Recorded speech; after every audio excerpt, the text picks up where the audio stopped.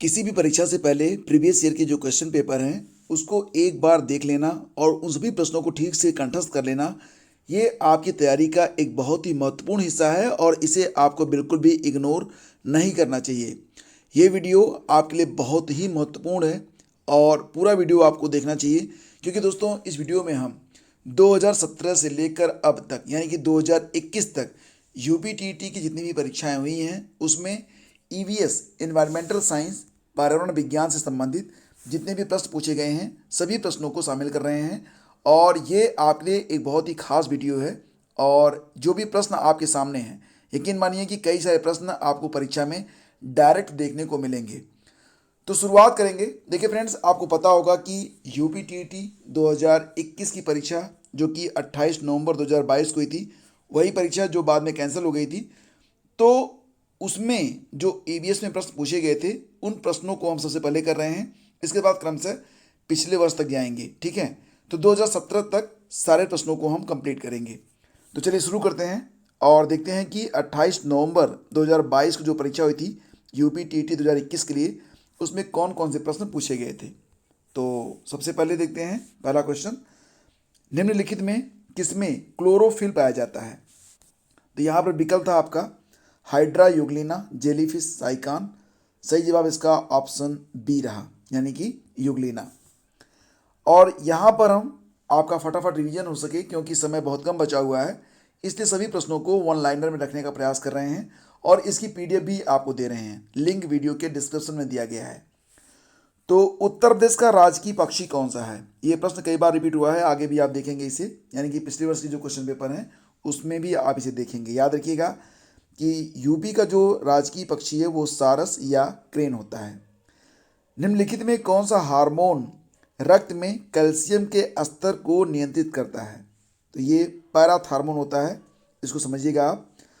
Ozone परत की जो मोटाई होती है उसको मापने की जो इकाई है वो होती है डॉप्सन। ठीक है। नाइट्रोजन स्थिरता करने वाले जीवाणु जड़ों में उपस्थित होते हैं किस फसल की। तो खास तौर से जो दलहन की फसलें होती हैं उसमें नाइट्रोजन स्थिरता प्रदान करने वाले जो जीवाणु होते हैं वो उसकी जड़ों में उपस्थित रहते हैं। तो दलहन इसका सही जवाब था। कौन सा खाने योग्य कवक है। अब यहाँ पर जो विकल्प दिए गए हैं इनमें से एक विकल्प आपको चुनना था। जहाँ पर डायरेक्टली लिमिटेड ऑप्शन होते हैं वहाँ पर मैंने विकल्पों को भी रख दिया है और जहाँ पर यूनिक आंसर होता है वहाँ पर मैंने विकल्पों को हटा दिया है। तो कौन सा खाने योग्य कवक है। तो मशरूम आप खाते हैं, मशरूम को कहते हैं एगेरिकस, यानी कि विकल्प ए आपका यहाँ पर करेक्ट है। मैंग्रोव वन कहाँ पर पाए जाते हैं। तो दोस्तों याद रखना कि जो मैंग्रोव वन होते हैं ये सुंदरबन में मिलते हैं, सुंदरबन पश्चिम बंगाल। आवृतबीजी पौधों में निम्नलिखित में से कौन सी संरचना त्रिगुणित होती है। देखो यहाँ पर मूलांकुर, बीजपत्र, प्रांकुर और भ्रूणपोष दिया गया था। सही जवाब इसका था ऑप्शन डी, यानी कि भ्रूणपोष।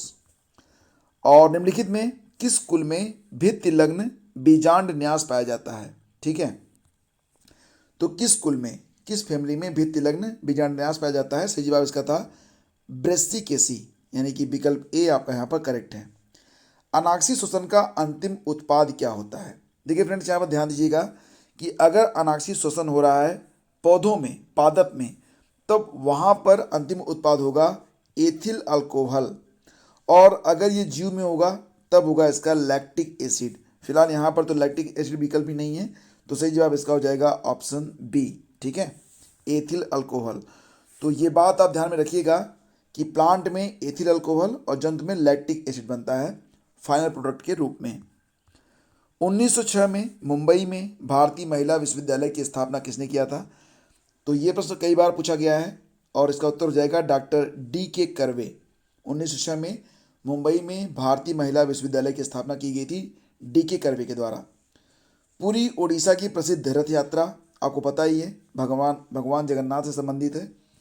और नासिक में जो कुंभ मेला लगता है वो किस नदी के तट पर लगता है, ये प्रश्न है। तो याद रखिए गोदावरी नदी है। संध्या क्या है। देखिए संध्या के बारे में पूछा गया है, तो यह एक क्या था, भजन, अखबार, राजनीतिक दल या धार्मिक संस्था। तो सही जवाब इसका था ऑप्शन बी। ब्रिटिश काल में संध्या एक अखबार का नाम था। उत्तर प्रदेश राज्य विधान परिषद में कुल सदस्य संख्या कितनी है। तो ये तो आपको पता ही होगा, 100 सदस्य होते हैं। विधान परिषद में। भारतीय ध्वज संहिता कब से प्रभावी हुई है? Very important question. ये बहुत सारे लोगों को इसका आंसर पता नहीं होगा। 26 जनवरी 2002 से लागू हुई है भारतीय ध्वज संहिता, ये जरूर याद रखना इसको आप। जनगण मन के हिंदी संस्करण को संविधान सभा ने भारत के राष्ट्रगान के रूप में कब अपनाया था? 24 जनवरी 1950 को। ये प्रश्न भी आगे देखेंगे आप कई बार, ठीक है। अगला क्वेश्चन है कि 17वीं लोकसभा के अध्यक्ष का नाम क्या है? मतलब जो 17वीं लोकसभा है, वर्तमान में जो लोकसभा चल रही है ये 17वीं है क्रम में, और हमारे जो लोकसभा अध्यक्ष हैं उनका नाम है ओम बिड़ला। भारत में अंतर्राज्यीय परिषद का अध्यक्ष प्रधानमंत्री होता है, और अंतर्राज्यीय परिषद का गठन कब किया गया था? 1990 में किया गया था, ये भी आपको याद रखना है। तो वर्तमान में जो अंतर्राज्यीय परिषद है उसके जो अध्यक्ष हैं वो कौन है? पीएम नरेंद्र मोदी। निम्न में से किसे अपने कर्तव्यों के पालन के लिए भारत के राज्य क्षेत्र के सभी न्यायालयों में सुनवाई का अधिकार होगा? तो इसका उत्तर हो जाएगा भारत का महान्यायवादी। वह जिला जहां गंगा नदी उत्तर प्रदेश राज्य में प्रवेश करती है, यह बिजनौर जिला है, ठीक है। इसके बाद निम्नलिखित नदियों में कौन यमुना की सहायक नदी नहीं है? तो देखिए यहाँ पर गंडक, चंबल, बेतवा और केन में यमुना की सहायक नदी गंडक नहीं है। भारत की सबसे ऊंची चोटी कौन सी है? तो याद रखिएगा कि जो K2 है ये भारत की सबसे ऊंची चोटी मानी जाती है। वह पठार जो ऑस्ट्रेलिया में स्थित है, तो ये किम्बरले पठार है। किम्बरले कहाँ पर है? ये ऑस्ट्रेलिया में है। जबकि बाकी कोलोरेडो कहाँ पर है? तो यह अमेरिका में स्थित है। कटांगा पठार कांगो में स्थित है। पेटागोनिया का पठार उत्तरी अमेरिका में स्थित है। तो ये पॉइंट भी याद रखिएगा। देखिए फ्रेंड्स, ऐसे जो प्रश्न होते हैं इसको आपको रटना पड़ेगा, क्योंकि कोई भी क्लास लेंगे, कहीं पर भी आप कोचिंग करेंगे, किसी से भी आप पढ़ेंगे, ये चीज़ें आपको नहीं पढ़ाई जाएंगी, और यही चीज़ें आपको जो है औरों से आगे करती हैं। मतलब कि कम से कम अगर 100 लोगों से आप ये सवाल रख दें तो उसमें से बहुत कम लोग इसको सही से आंसर कर पाएंगे। तो ऐसे बिंदु जहाँ पर आते हैं तुरंत आपकी डायरी में आने चाहिए। उत्तर प्रदेश का वह जिला जो बुंदेलखंड पठार का भाग नहीं है, तो ये है मिर्ज़ापुर, ठीक है। बाकी जो हमीरपुर, ललितपुर और झांसी हैं ये बुंदेलखंड पठार के ही हिस्से हैं। दुधवा राष्ट्रीय उद्यान कहाँ पर स्थित है? तो उत्तर प्रदेश में, उत्तर प्रदेश के सीतापुर में। और मैटूर बांध का निर्माण किस नदी पर हुआ है? ये प्रश्न भी आया था, तो याद रखिएगा कावेरी नदी पर है मैटूर बांध। इसे मत्तूर बांध भी कभी कभी कहा जाता है। ग्रेट डिवाइडिंग रेंज निम्न में कहाँ स्थित है? ग्रेट डिवाइडिंग रेंज, तो दोस्तों ये स्थित है कहाँ पर? ऑस्ट्रेलिया में, ठीक है। ये प्रश्न भी आया था। अब इसके बाद अगला क्वेश्चन पूछा गया था कि दक्षिण पूर्व यूरोप के शीतोष्ण कटिबंध घास के मैदान को क्या कहा जाता है? दक्षिणी पूर्वी यूरोप के शीतोष्ण कटिबंध घास के मैदान को कहा जाता है स्टेपीज। तो जितने भी घास के मैदान हैं उसको रट डालिएगा, क्योंकि इसमें से एक आध क्वेश्चन अक्सर पूछा जाता है। दक्षिण अमेरिका की सबसे अच्छी चोटी, मतलब सबसे ऊंची चोटी, ये कौन सी है? ये है माउंट अंकोकागुआ। माउंट अंकोकागुआ जो है ये दक्षिण अमेरिका की सबसे ऊंची चोटी है। अच्छी मतलब ऊंची, तो प्रश्न में अच्छी ही लिखा गया था, ठीक है। तो फ्रेंड्स ये थे यूपीटीटी 2021 के प्रश्न, ठीक है। अब हम लोग करेंगे डिस्कस। इसके पहले जब परीक्षा हुई थी, देखो 2020 में परीक्षा नहीं हुई थी, 2019 की जो परीक्षा थी वो 2020 में हुई थी। तो अब चलते हैं 2019 यूपीटीटी के प्रश्नों पर। तो चलिए, संसार का सर्वाधिक समस्याकारी जलीय खरपतवार एक घास है जिसे बंगाल का आतंक भी कहते हैं। तो ये कौन सा है? ये है एकोर्निया क्रासिपस, जिसे कहते हैं आप जलकुंभी, ठीक है। तो ये प्रश्न पूछा गया था यूपीटीटी 2019 में। वायरस के अजैविक होने का लक्षण क्या है? तो कई सारे विकल्प थे, इसमें सही विकल्प था क्योंकि ये प्रजनन नहीं कर सकता है, तो यही वायरस के अजैविक होने का लक्षण माना जाता है। पादप हार्मोन जो फलों को पकाने में सहायता करता है, याद रखिएगा इसको कहा जाता है इथाइलिन। जो इथाइलिन है यह पादप हार्मोन है जो कि फलों को पकाने में मदद करता है। स्वतंत्र रूप से भूमि में रहने वाला अवायवीय जीवाणु जिसमें नाइट्रोजन स्थिरीकरण की क्षमता होती है। अब देखो यहाँ पर ये वही अवायवीय बैक्टीरिया है जो कि दलहन की जड़ों में रहता है, इसे कहते हैं एजोटोबैक्टर, ठीक है। तो प्रश्न को थोड़ा सा घुमा दिया गया है, लेकिन प्रश्न यहाँ पर रख दिया गया है। किस प्रकार का डीएनए कोशिका में समान रूप से पाया जाता है? तो जो डीएनए है वो कोशिका में समान रूप से जो पाया जाता है उसको कहते हैं बी डीएनए। क्या कहते हैं उसे? उसे कहते हैं BDNA, ठीक है। और सन 1853 में भारत की पहली रेल कहाँ से कहाँ तक चली थी? मुंबई से ठाणे के बीच में। ये प्रश्न भी EVS में पूछा गया था, ठीक है। EVS का मतलब होता है कि आसपास क्या घटा और क्या घट रहा है और क्या घटने वाला है। एशिया का सबसे बड़ा पशु मेला कहाँ पर आयोजित होता है? तो ये एशिया का सबसे बड़ा पशु मेला है जो कि आयोजित होता है सोनपुर में। राष्ट्रीय एकता परिषद की स्थापना हुई थी 1961 में। राष्ट्रीय एकता परिषद कब स्थापित हुआ? 1961 में। समता के अधिकार का उल्लेख संविधान के किन अनुच्छेदों में मिलता है? समता का अधिकार जो है इसका उल्लेख अनुच्छेद 14 से 18 के बीच में मिलता है। बहुत इंपॉर्टेंट पॉइंट है, याद रखना। किस देश में लचीला संविधान लागू है? इसमें भारत एक विकल्प में था, मतलब 4 विकल्प थे जिसमें भारत भी था, तो बहुत सारे लोगों ने भारत को टिक कर दिया था, लेकिन गलत होगा। देखो, अगर ये प्रश्न आएगा कि किस देश में लचीला संविधान लागू है, तब आप इसका उत्तर ब्रिटेन देना, ठीक है। ब्रिटेन या इंग्लैंड। पूर्वा किस अधिवास में शामिल है? जो लोग गांव से होंगे वो समझते होंगे कि कई बार गांव में जो है, गांव का जो एक खंड होता है उसे पूर्वा कहा जाता है, तो ये अपखंडित होता है, ठीक है। गांव का एक हिस्सा होता है, इसे पूर्वा कहते हैं। तो इसका ये अपखंडित अधिवास में शामिल है। एक ही गांव में कई सारे पूर्वे होते हैं। अपलेसियन, यूराल, अरावली और किलिमंजारो। अपलेसियन, यूराल, अरावली और किलिमंजारो में कौन सा ज्वालामुखी पर्वत है? तो यहाँ पर देखो, किलिमंजारो जो है ये ज्वालामुखी पर्वत है, बाकी तो सब पर्वत है। एलिफेंटा द्वीप कहाँ पर अवस्थित है? मुंबई तट पर। जरूर जाइएगा, अगर कभी मुंबई जाना हो तो यहाँ पर जाइएगा जरूर, ठीक है। बहुत ही अच्छी जगह है, आपको काफ़ी कुछ समझने बूझने को मिलेगा यहाँ पर। मानसूनी वन पाए जाते हैं जहाँ वर्षा होती है कितने सेंटीमीटर तक? तो ऐसे प्रश्न कई बार पूछे जाते हैं। मानसूनी वन जो होते हैं वह वहाँ पर पाए जाते हैं जहाँ पर वर्षा 70 से 200 सेंटीमीटर के बीच में होती है। कार्बी एंगलोंग पठार, जो कार्बी एंगलोंग पठार का विस्तार है वो मिलता है कहाँ पर मिलता है? प्रायद्वीपीय पठार का। भारत में महिलाओं के लिए आरक्षण की व्यवस्था कहाँ पर है? तो यहाँ पर देखिए कई सारे ऑप्शन थे, कई सारे संस्थाओं के नाम थे, जिसमें पंचायती राज संस्थाएं, ये आपका जवाब था। पंचायती राज संस्थाओं में महिलाओं के लिए आरक्षण की व्यवस्था लागू है। किसी राज्य के राज्यपाल की नियुक्ति के लिए कम से कम क्या उम्र होनी चाहिए? तो कम से कम 35 वर्ष होगी, तभी आदमी जो है राज्यपाल बन सकता है। सूची दी गई थी, उसका सुमेल करना था, ठीक है। जैसे कि भारतीय संघ का प्रमुख कौन होता है? प्रधानमंत्री। राज्य का प्रमुख राज्यपाल, नगर निगम का मेयर और ग्राम पंचायत का सरपंच। अनुच्छेद 356 का प्रथम प्रयोग कब और कहाँ पर हुआ था? तो जम्मू कश्मीर में हुआ था। कब? 1956 में। अनुच्छेद 356 का पहला प्रयोग हुआ था जम्मू कश्मीर में 1956 में, ठीक है। नगर निगम द्वारा कौन सा कर लगाया जा सकता है? तो यह गृह कर होता है, जो कि नगर निगम के द्वारा लगाया जाता है। किस प्रदेश में रेनडियर पाया जाता है? तो टुंड्रा प्रदेश में पाया जाता है रेनडियर। डाउन्स, कंपास, पंपास और प्रेरीज। डाउन्स, कंपास, पंपास और प्रेरीज में कौन सा एक शीतोष्ण घास प्रदेश नहीं है? तो ये डाउन्स हैं। डाउन्स एक शीतोष्ण घास प्रदेश नहीं होता है। जनसंख्या के आकार के अनुसार बृहत्तम महाद्वीप है एशिया, ठीक है। एशिया जो है ये जनसंख्या के आधार पर सबसे बड़ा महाद्वीप है। भारत में जो थारू जनजाति है कहाँ पर पाई जाती है?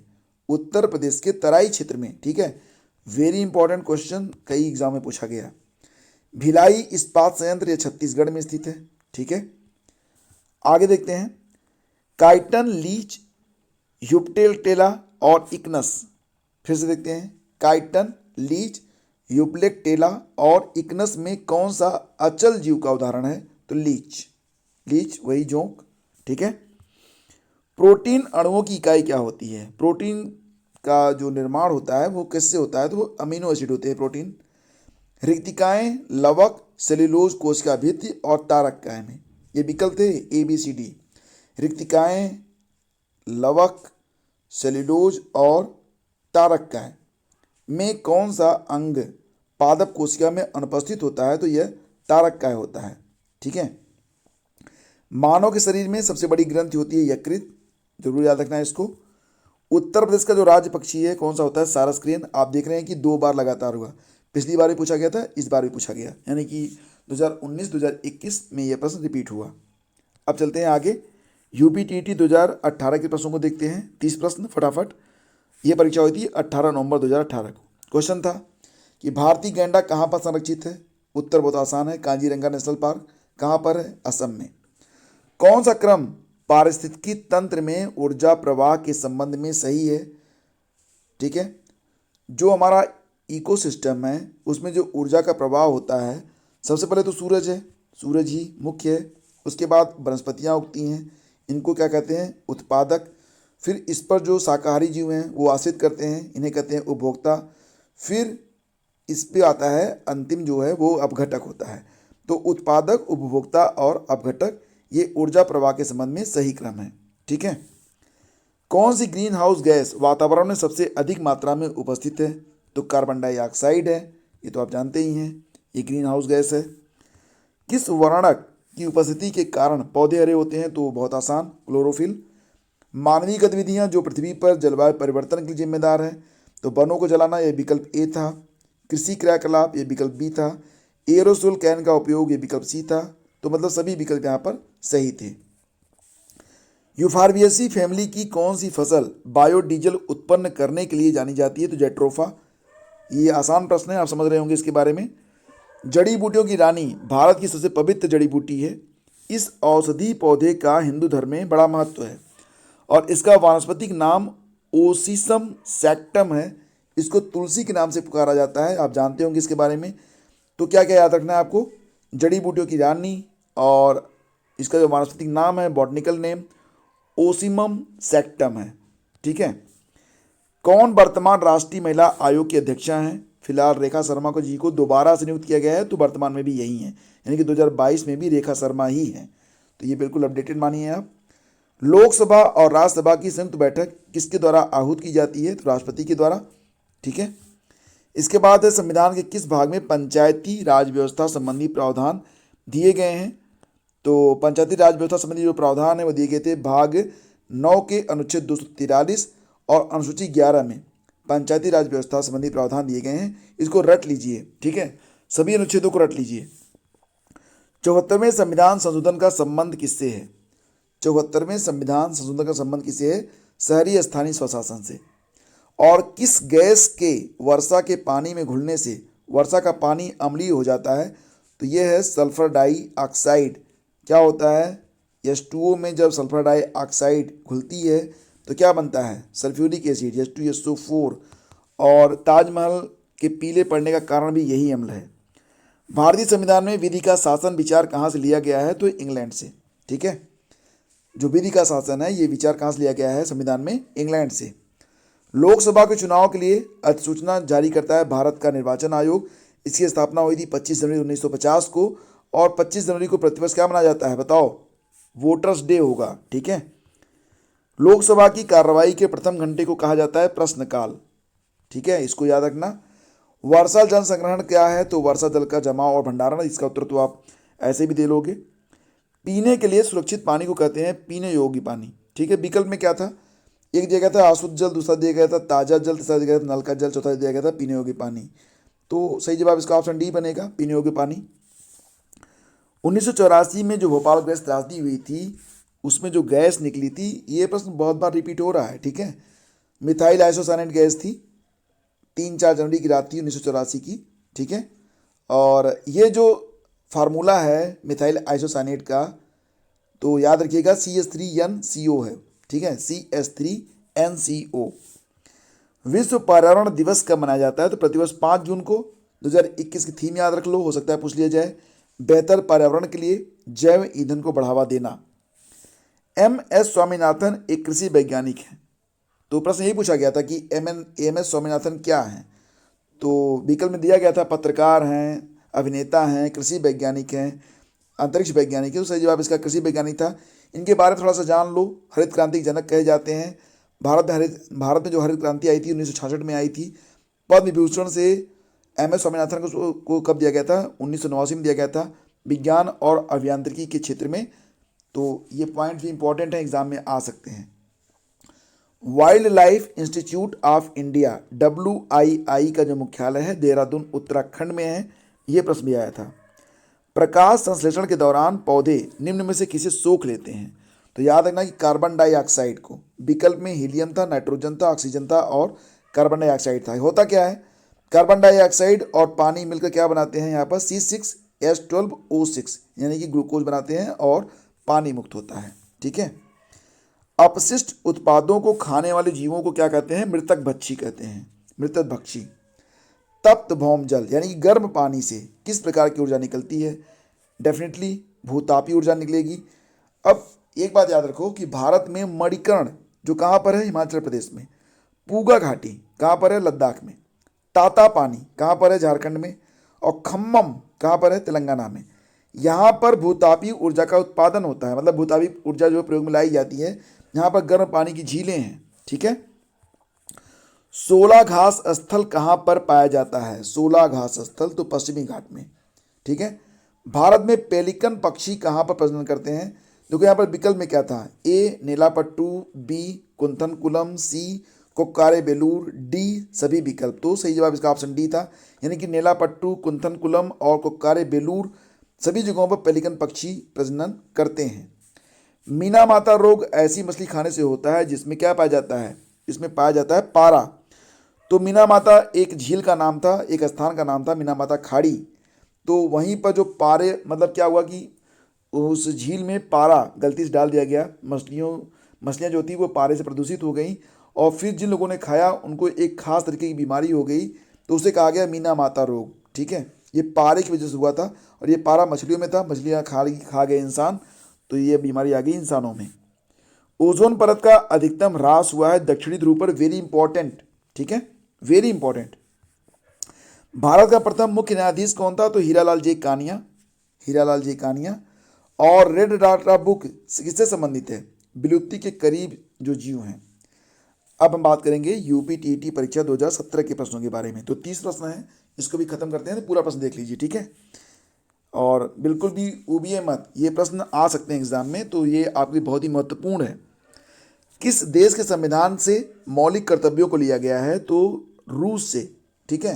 तब रूस सोवियत संघ हुआ करता था, यूएसएसआर। मौलिक कर्तव्यों को संविधान के भाग 4 क में अनुच्छेद 51 क के तहत रखा गया है, और मौलिक कर्तव्यों की संख्या कितनी है, तो 11 है। ध्रुव तारा कहा जाता है किसको, ये प्रश्न भी आया था। तो उत्तरी तारे को कहते हैं ध्रुव तारा।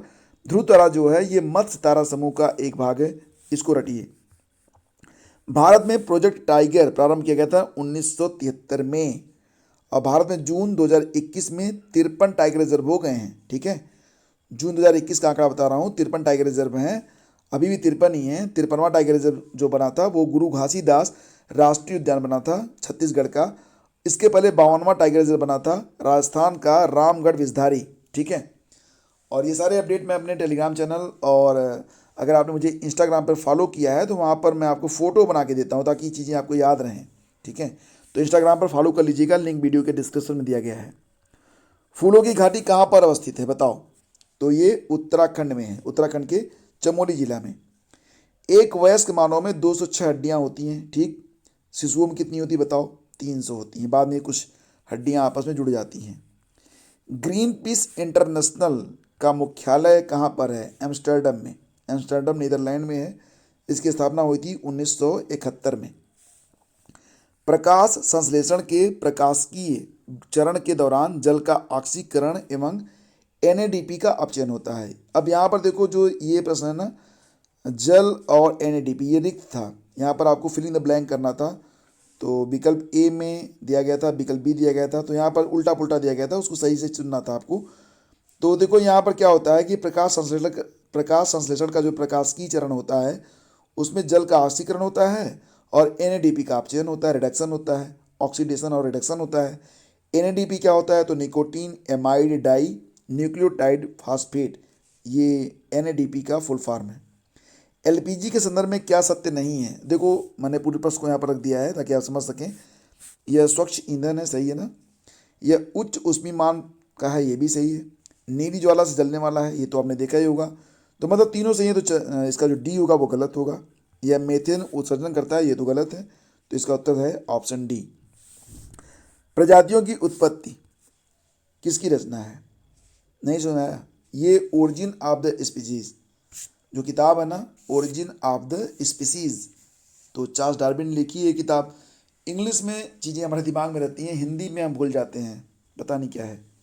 मकर रेखा भूमध्य रेखा के उत्तर में 23.5 डिग्री अक्षांश रेखा को कर्क रेखा तथा दक्षिण में 23.5 डिग्री अक्षांश रेखा को मकर रेखा कहते हैं। एक्चुअली में प्रश्न क्या था कि मकर रेखा कौन सी है, विकल्प थे और उसमें जो सही जवाब था वो मैं आपको समझाता हूँ, ठीक से देखिए। अब देखिए, ये हो गई हमारी पृथ्वी, ये हो गया इक्वेटर। 23.5 डिग्री ऊपर की जो रेखा है इसे कहेंगे आप कर्क रेखा। 23.5 डिग्री नीचे की जो रेखा है इसे कहेंगे आप मकर रेखा। तो भूगोल बहुत आसान है, एक बार समझ लीजिए बस, और पूरा का पूरा नंबर भी मिलता है। अंतर्राष्ट्रीय न्यायालय का मुख्यालय कहाँ पर है, तो ये हेग नीदरलैंड में है। अंतर्राष्ट्रीय न्यायालय की स्थापना हुई थी 3 अप्रैल 1946। अंतर्राष्ट्रीय न्यायालय की संविधि में 5 अध्याय हैं और 70 अनुच्छेद हैं। Very important. सरिस्का राष्ट्रीय उद्यान कहाँ पर स्थित है, तो ये राजस्थान में है, ठीक है। पारिस्थितिकी तंत्र में ऊर्जा का मुख्य स्रोत क्या है, मैंने शुरू में आपको बताया था कि ये सूर्य है। सूर्य का प्रकाश न हो तो धरती पर जीवन समाप्त। एग मार्क का संबंध होता है गुणवत्ता से, ये तो आप जानते हैं, खाने पीने की चीज़ों पर होता है एग मार्क। आर्सेनिक के द्वारा जल प्रदूषण सबसे अधिक कहाँ पर है, पश्चिम बंगाल में है। वन्य जीव सुरक्षा अधिनियम ये कब पारित हुआ था, 1972 में। फिर प्रोजेक्ट टाइगर लाया गया कब, 1973 में। तो वन्य जीव सुरक्षा अधिनियम 1972, प्रोजेक्ट टाइगर 1973। भारत में जो इस समय वर्तमान में टाइगर रिजर्व में उनकी संख्या कितनी है, 53। दूध से दही बनाने की जो प्रक्रिया है उसे कहते हैं किण्वन, फर्मेंटेशन कहते हैं इसे। देखो, दूध में स्ट्रेप्टोकोकस लैक्टिस और lactobacillus lactis, Streptococcus lactis, lactobacillus lactis नामक जीवाणु होते हैं, बैक्टीरिया होते हैं।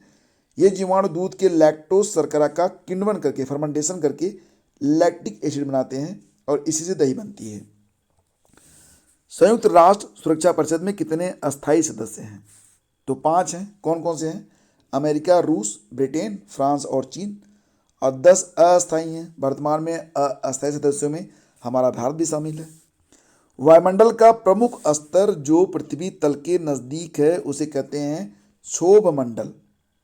संविधान सभा ने राष्ट्रगान को कब अपनाया था, 24 जनवरी 1950 को। देखो, प्रश्न दोबारा से रिपीट हो गया। राष्ट्रगान को सबसे पहले 27 दिसंबर 1911 को भारतीय कांग्रेस के कोलकाता अधिवेशन में गाया गया था। वेरी इंपॉर्टेंट, इसको याद कर लो। पुष्कर मेला लगता है कहाँ पर, अजमेर राजस्थान में। ब्रह्मा जी का एकमात्र मंदिर कहाँ पर है, यही है अजमेर राजस्थान में, जहाँ पर पुष्कर मेला लगता है। निम्नलिखित पराबैंगनी किरणों में कौन सा अधिक हानिकारक है, तो यहाँ पर जो विकल्प थे मैं आपको बता देता हूँ। अल्ट्रावायलेट ए दिया गया था, अल्ट्रावायलेट बी दिया गया था, अल्ट्रावायलेट सी दिया गया था। तो सही जवाब इसका अल्ट्रावायलेट सी था। जो अल्ट्रावायलेट सी वी रेज है वो सबसे अधिक हानिकारक मानी जाती है। प्रोटीन, मृदा, कवक और फास्फोरस, ये विकल्प थे ए, बी, सी और डी। ए प्रोटीन, बी मृदा, सी कवक, डी फास्फोरस में कौन सा जैव मंडल का अजैविक घटक नहीं है, मतलब जिसमें जीवन है।